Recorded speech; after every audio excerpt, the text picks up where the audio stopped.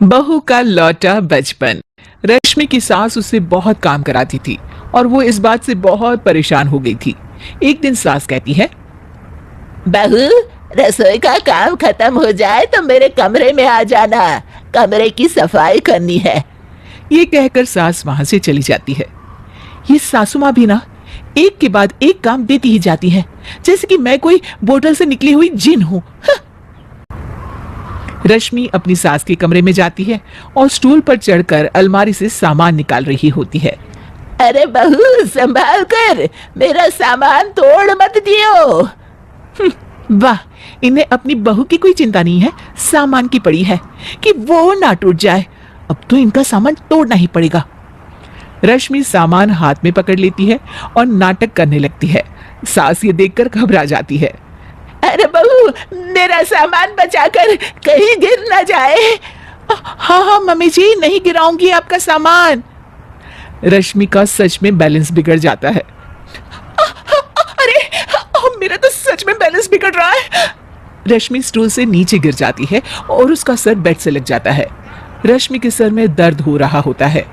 वो बेहोश नहीं हुई होती है, लेकिन वो आंखें मूंद कर पड़ी रहती है। ये देखकर उसकी सास घबरा जाती है। अरे बहू, ठीक तो है ना? तू बोलती क्यों नहीं बहू? ये अच्छा मौका है, बेहोशी का नाटक कर लेती हूँ, काम से तो बच जाऊंगी। सास रश्मि को बेड पर लेटा देती है और अपने बेटे सूरज और डॉक्टर को फोन करती है। वे दोनों कुछ ही देर में घर आ जाते हैं। सर पर चोट आने की वजह से ये बेहोश हो गई है। मैं कुछ दवाइयाँ लिख कर देता हूँ, ये मंगा लीजिएगा।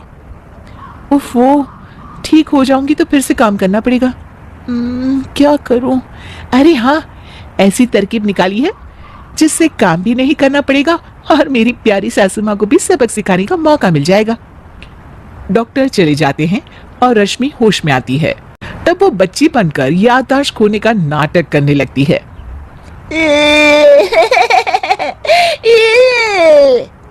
अरे बेटा, ये बच्चे के रोने की आवाज कहाँ से आ रही है? हाँ माँ, मैंने भी आवाज सुनी। फिर से रोने की आवाज आती है। अरे ये तो मेरे कमरे से आ रही है। वो दोनों कमरे में आते हैं तो रश्मि रो रही होती है और बच्चों की तरह हरकतें कर रही होती है।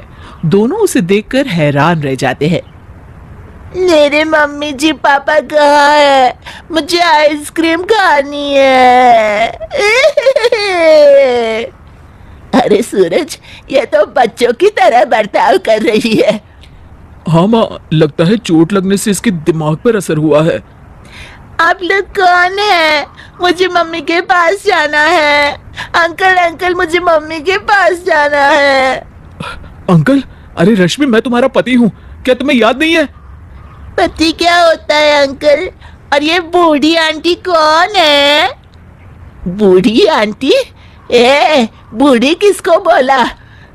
बूढ़ी को बूढ़ी नहीं बोलूंगी तो क्या बोलूंगी? ये तुझे तो अभी बताती हूँ मैं। बूढ़ी आंटी, गंदी बूढ़ी आंटी, गंदी बूढ़ी आंटी। मैं कल ही डॉक्टर के पास लेकर जाता हूँ रश्मि को।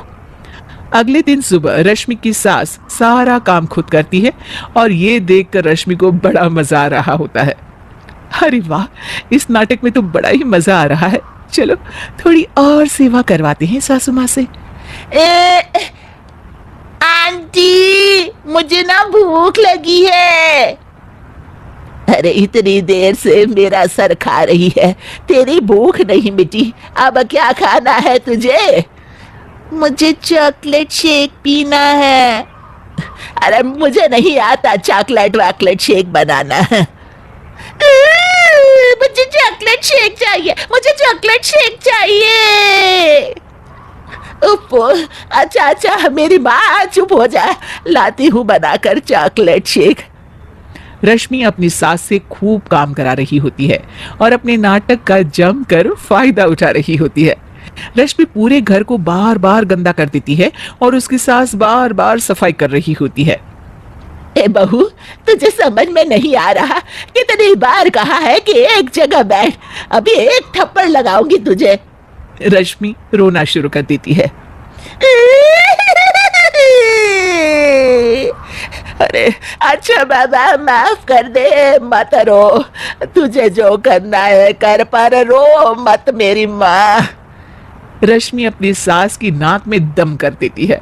कुछ देर बाद सूरज फिर से डॉक्टर को लेकर आते हैं और डॉक्टर पूरी तरह रश्मि की जांच करता है। मुझे लगता है कि इनको हॉस्पिटल में ले जाकर स्कैन करना होगा, तभी कुछ पता चल पाएगा। बाप रे, मर गई। ये तो हॉस्पिटल ले जाने की बात करने लगे हैं। नहीं नहीं, मुझे हॉस्पिटल नहीं जाना। नहीं नहीं, मुझे हॉस्पिटल नहीं जाना डॉक्टर अंकल, गंदे अंकल, मुझे नहीं जाना।